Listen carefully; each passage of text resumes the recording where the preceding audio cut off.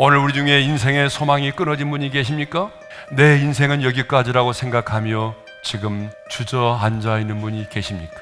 우리는 소망이 있어야 하루하루를 살아갈 수가 있어요.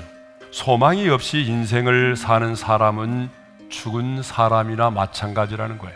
인생을 살다 보게 되면 하나님의 사람인 우리에게도 이렇게 모든 소망이 끊어져 버리는 것과 같은 때가 있다는 얘기죠.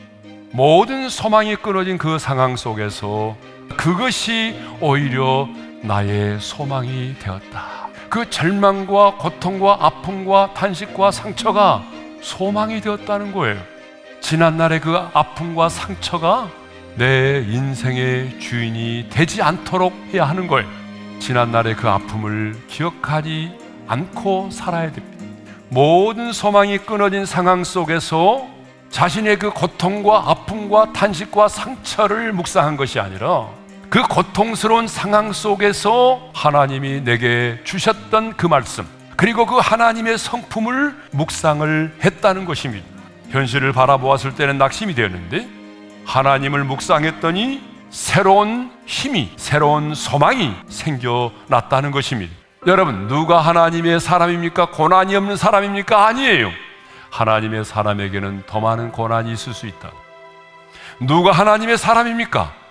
소망이 끊어진 상황 속에서도 의지적으로 내 모든 의지를 동원하여 하나님이 과거에 내게 들려주셨던 그 하나님의 말씀을 산기하여 묵상하는 것입니다. 그리고 그 하나님을 바라봄으로 소망을 얻는 사람입니다. 그러면 예레미야가 소망이 끊어졌을 때 묵상했던 하나님의 성품은 무엇입니까?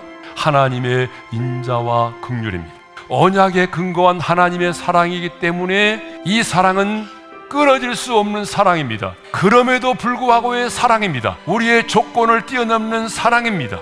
하나님은 사랑하기 때문에 우리를 때리신다는 거예요. 더 이상 그 죄를 짓지 않도록 하기 위해서입니다. 세상의 것들을 내려놓을 수 있도록 하기 위해서입니다. 여러분, 이 사실을 잊지 말아야 돼요.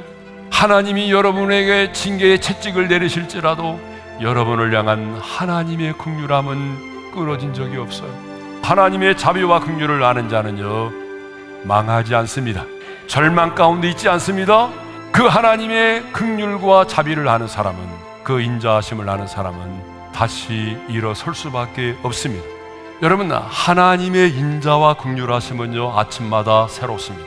아침에 하루를 새롭게 시작하는 것처럼 하나님의 인자와 긍휼하심은요, 언제나 새롭다는 거예요. 아무리 밤이 깊어도 아침이 되면 어김없이 태양이 떠오르듯이 우리 하나님은요, 아침이 되면 떠오르는 태양보다 더 분명하게 약속을 지키시는 성실하신 분이십니다. 우리는 그 하나님의 성실하심을 믿기 때문에 구원의 확신을 가질 수가 있는 거 아니겠어요? 예레미야는 절망의 한복판에서 하나님의 성실하심을 묵상했습니다. 여러분, 인생을 살다 보게 되면 이제는 끝났다는 생각이 들 때가 있어요. 그러나 여러분, 그럴 때마다 기억하십시오. 하나님의 사람에게는 끝장이 없습니다. 사탄은 끊임없이 우리에게 끝장이다라고 말하죠. 그러나 하나님의 사람에게는 끝장이 없습니다. 내 인생은 여기까지구나. 절망의 한복판에서 넋을 잃고 앉아있는 분이 있다는 거예요.